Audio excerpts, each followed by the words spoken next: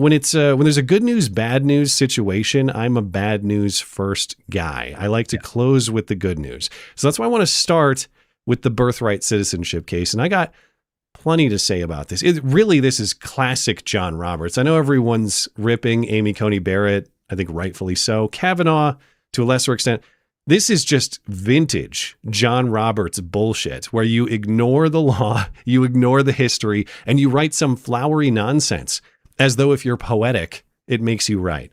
But I invite your thoughts on the decision before I get into some of mine. No, it's really just there's no two ways about it. It is absolutely mindless, and John Roberts is it makes you wonder just how much worse it is, and in whose favor they're really trying to win. Because every other day of the year, all we hear from liberals is just, how the court needs to be stacked and it's a 6-3 conservative majority and all this other stuff. And like, really, you have a wishy-washy 5-4. It really is a wishy-washy 5-4 in many respects. John Roberts is an absolute disgrace. And there is no just commonsensical basis for this conversation to even be had about whether or not a person can cross over the border swollen with child, shit out a kid, and that is now a citizen. That makes zero sense. And when you actually read into all of the documents and all of the debates that were around all those that were centered around those Reconstruction amendments, it's just, again, the country has been ruined by lawyers. You need to have a good lawyer in your life. God bless good lawyers, because they really are just like it's just a barrier. You need it, because the world has been ruined by lawyers. And that is really what is going to be said about this chapter in our civilization, where we are now fighting for our survival. It's not because we were overwhelmed by a superior force. We were overwhelmed by mealy-mouthed freaks, judges, lawyers, and failed statesmen, activists who have turned a country that had a had a lot of self-respect at one point. Nations, Europe, United States, whatever the hell it is, and held us to standards that they do not possess. And while they hold us down, they completely rape and pillage our society. And then threaten us with being called xenophobic and racist along the way if there is any kind of a reasonable pushback against what's being done. It's just absolutely crazy, and that's just what it is. And when you find yourself in the in the ranks of Ketanji Brown, Judge Ketanji, I thought it was Jumanji. I mean, man, when you find yourself in those ranks, oh man. You would think just right there'd be a moment of self-reflection for somebody like Moleface Roberts. It's just crazy. I will admit I did not read the Ketanji Brown Jackson concurring opinion. I did. Now, to say I read them all thoroughly last night would be an overstatement. I did skim them sufficiently to understand the reasoning, but I skipped through Ketanji Brown Jackson's. But I saw there were some highlights in there. She said, She always drops these new kind of colloquial phrases. This time it was understood the assignment. Remember when she wrote, what was the one that she wrote in Casa v. Trump? It was, what did she say? I have it in here somewhere. She wrote like full stop or something in an opinion.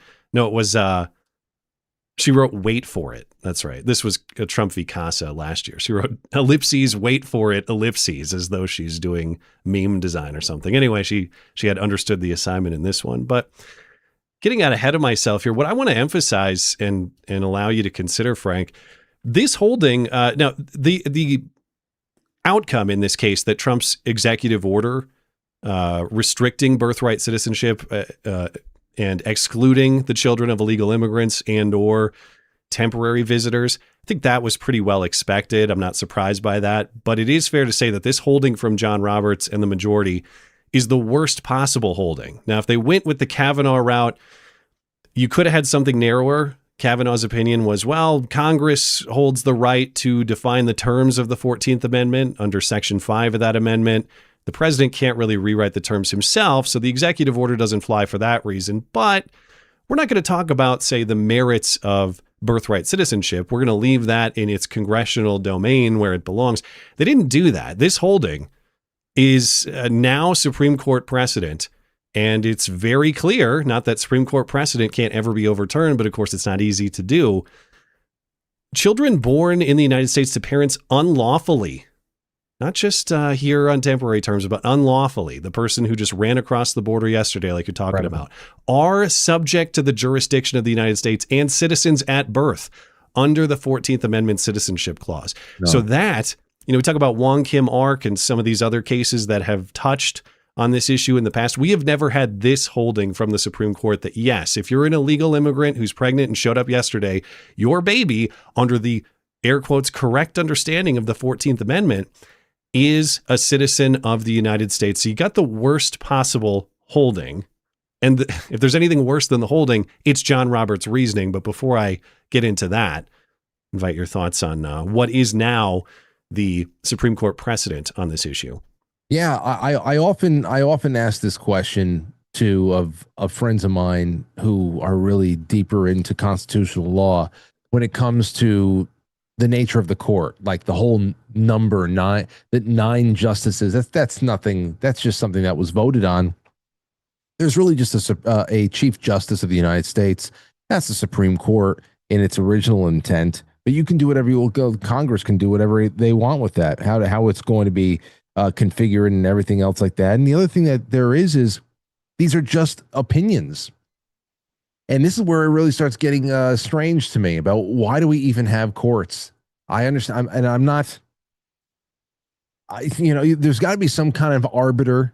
I understand that you got to have some place to go to mediate in any kind of a situation between two states. Something that where if we have two states that are having an issue with each other, maybe there has to be some kind of mediation that goes on there. There has to be something where we're talking about intellectual property or whatever the hell it is. It's good to have that. But, when you think about what this is, does it have the power of law? No, it doesn't.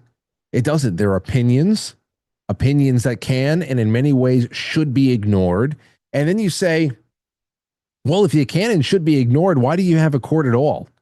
We're just going to sit around and wait for a judge or a panel of judges to just do the right thing and affirm what has been written down and codified, or what?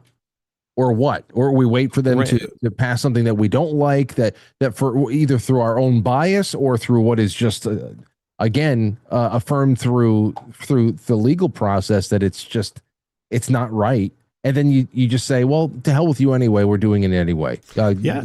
And to your point, and I'm sure I know you talk to a lot of constitutional law people. I'm sure you're aware the entire concept of judicial review was invented by the court. Now, I'm not saying that it's wrong, although I think there's pretty good argument that there is. But it's not as though the Constitution says the Supreme Court is the final arbiter of what the Constitution is. No, they just declared that in Marbury versus Madison, and we've gone along with that. To the point that you're raising, that there, as a practical matter, you kind of need a mediator. You kind of need someone to settle these disputes on constitutional grounds. And we've just decided the Supreme Court makes sense as the institution to do that. Again, I'm not saying that's illogical, wrong, impractical, but to your point, that is not constitutionally required. That is an invention of the court itself. No, and you can understand, like, resolving disputes is, you got to have somebody, and I can understand that. There's got to be somebody there that it has some kind of vested authority to do that. But when you start legislating from the bench, that is a tradition. That's just a tradition. There is no, this is the law of the land now. So no, it's not. The law of the land is the United States Constitution, and the Bill of Rights is pretty clear. I mean, Article 1, Section 8 is very clear. There's a small little list of things that the federal government can do. Very small little list of things. Those are enumerated powers, meaning that's it. There's no imagination outside of that. This is not a living. Nobody ever sat down and drew with a person that they're going into business with, the person that they're marrying, whatever the hell it is. Nobody ever sat down and signed, put their name, a signature to a contract that is living and breathing. No one ever would do that. You sit down and you are signing for a very specific reason under defined and set terms. And this whole idea of living, breathing documentation is just really, it's fucking sick, because whatever is not enumerated is strictly to the states. That means all of the hot button issues. And of course, the 14th Amendment, which is why they call it the Miracle Amendment, it essentially exists now in the eyes of the lawyers, the Marxists, and all the statists. That it exists to do one thing, and that is to completely override the 10th Amendment and to make everything an enumerated power under the guise of civil rights. Okay, if it is a civil right, if we are going to provide equal protection for all people, then that means that it overrides the 10th Amendment. And it doesn't need to be established during the amendment process or anything else like that. Like, for example, I've been seeing a lot of people wondering about whether or not the 14th Amendment or anything like that should be now changed or amended, or the Constitution should go through that. So you're not. So do you understand what's going on here? That's the craziness about all this stuff. To amend the Constitution is so incredibly hard. It's never going to happen again. It's never going to happen again.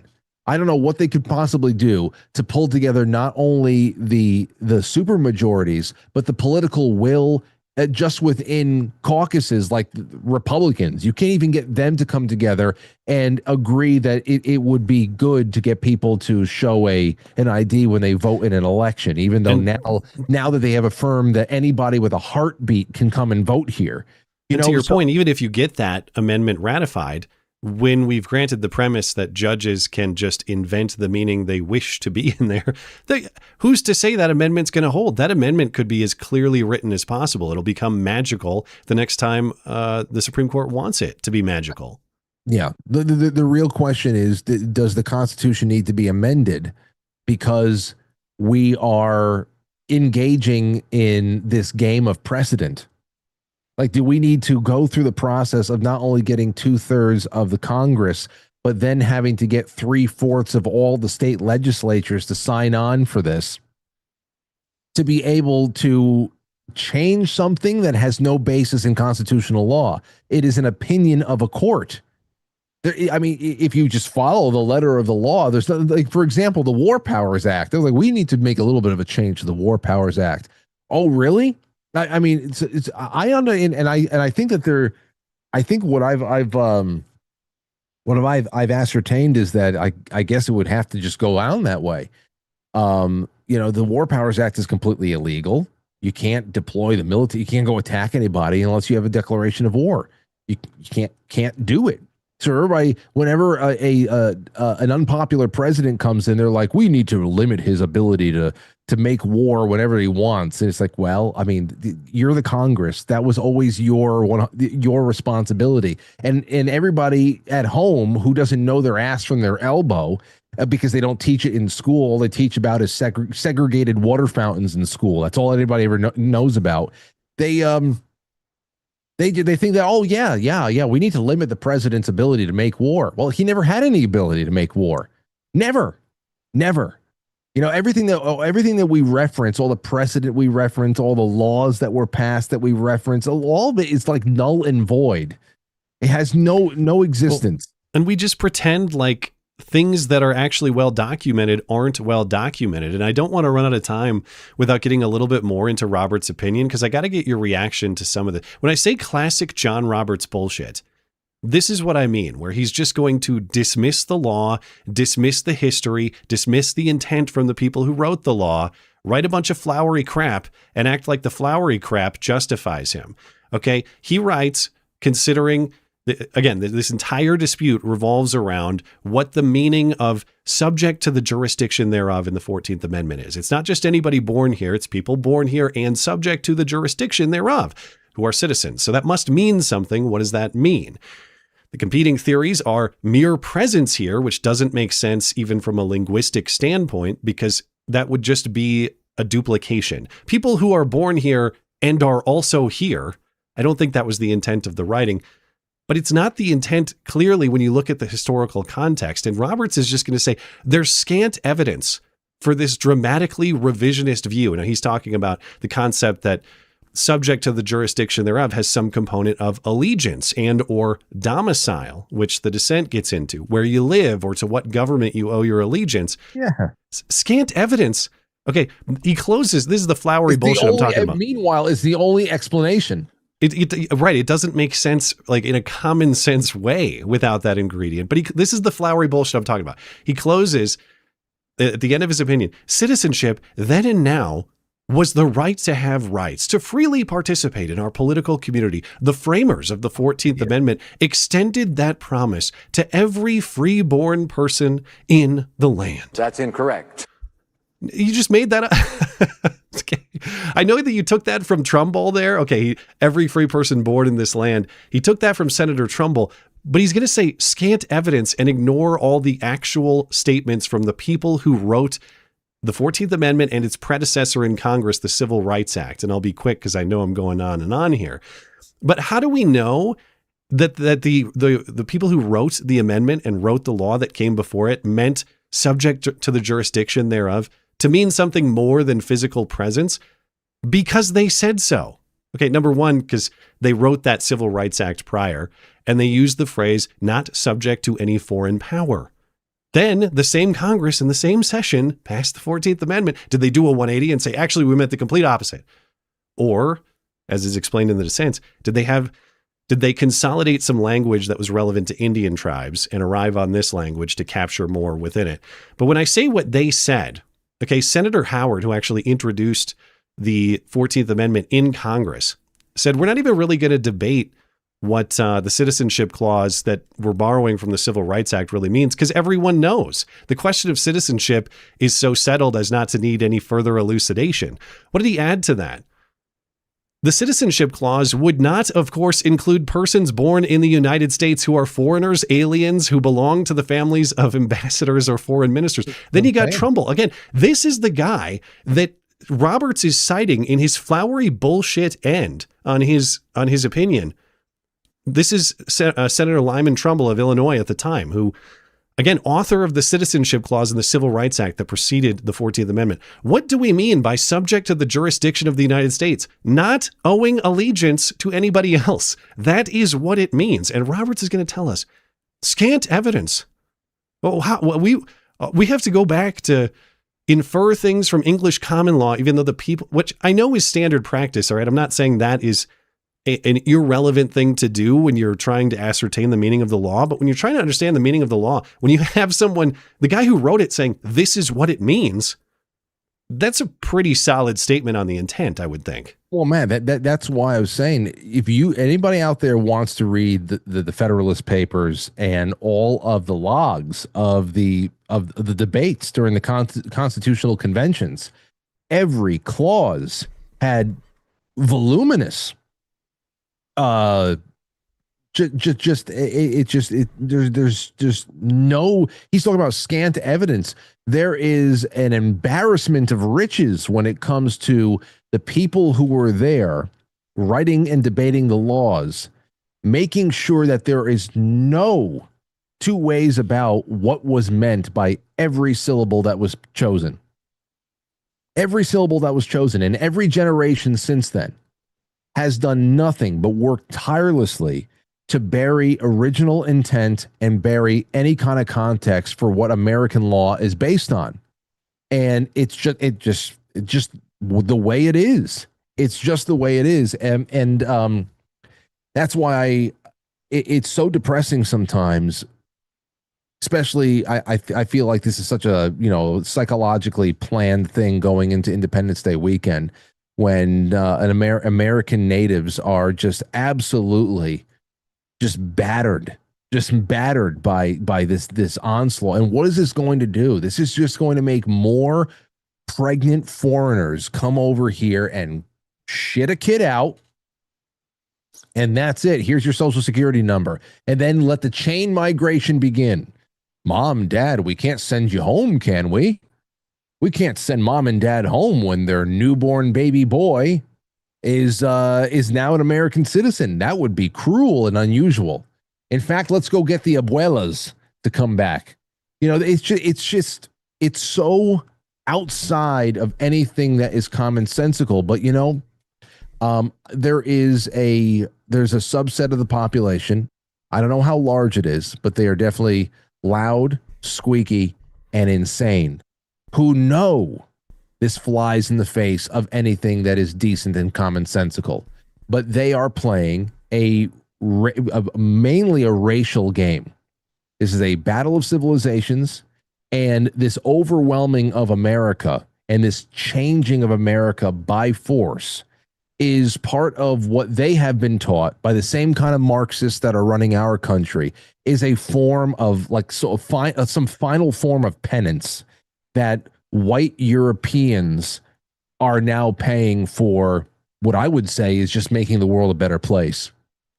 And that's it.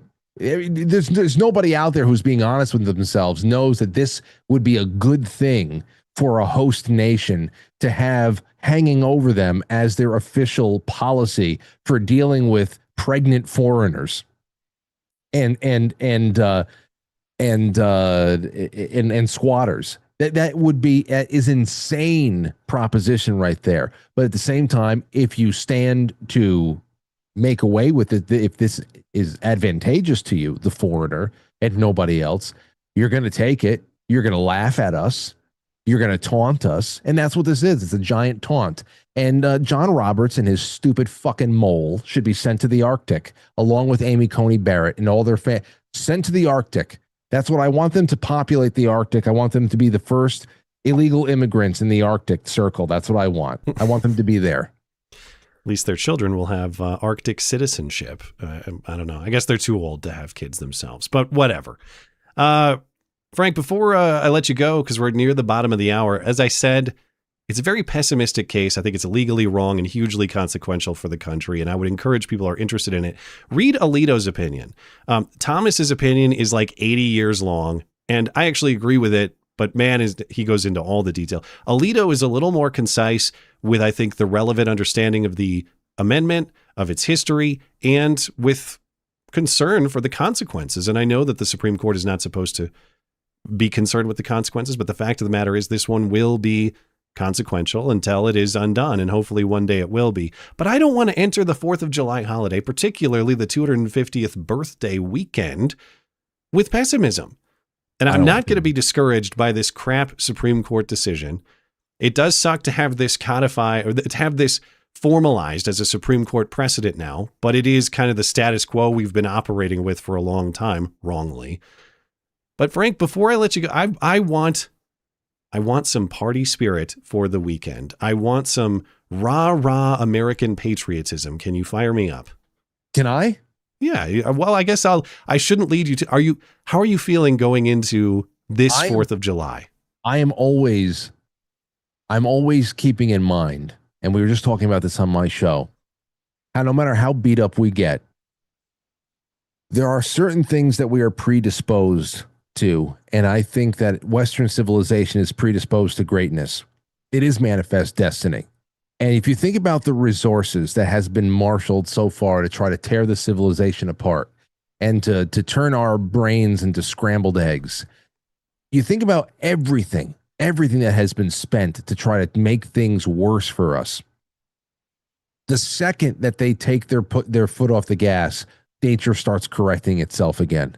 And that the spirit of everything that created what we have around us is still very, very much alive. It might be dormant, but you can never extinguish that spirit. And I think that no matter what, as long as we continue doing the little things, and that is building really nice relationships across vast distances, that through stories, the shows like this, getting together, going outside, seeking peace outside in the real world, not having your mindset and your heart dictated or managed in any way by the absolute shit show, the puppet show that is the internet, that is X, that is 4chan, that's everything else. There are people making good arguments for very controversial and very timely matters, but there is also a lot there that is dragging people down dark roads a broad stroking for one thing or another. We need a united humanity, and we also need to be able to keep ourselves chilled out. It's very, very hard not to get emotional about this stuff. But everything that we've ever needed to be great, oh man, do we got a leg up right now, man. We still have all the advantages in the world. We really do. And I think that the fact that we're finding our good humor and we're finding our ability to really mock people again and to do it constructively, I think that we have a lot going for us. No matter what kind of curveballs are coming our way, we've already found our tribe. And that is a powerful one. We built the world, man. We built the world. I love all these people who just like that love to browbeat us about things like slavery or anything else. And they're all from a very specific political side of the road. And I always wonder, for example, with slave trades and all that stuff, I was told that slaves built America. It wasn't ingenuity. It wasn't anything. It wasn't old world thought or anything like that. I wonder why the rest of the world doesn't look like America then. I wonder why. I wonder why there's still a third and developing world here in 2026. Why is it still developing? I don't get it. Just remember where we come from, what stock we come from. And if we keep in making investments in that, it's just going to be good. And read your history. Man, oh man, divine intervention all over the place. We've got incredible American heroes, men, women, white, black. It doesn't matter what the hell it is. We've got incredible national heroes that need to be known. We need to be known. Not everybody in history is Adolf Hitler. There's so many other people in history. Okay, just please read, keep your heart light and happy. And that's all I got to say. And also read into, if you want something nice and funny, read into Jam Boys. You ever hear about a Jam Boy? No.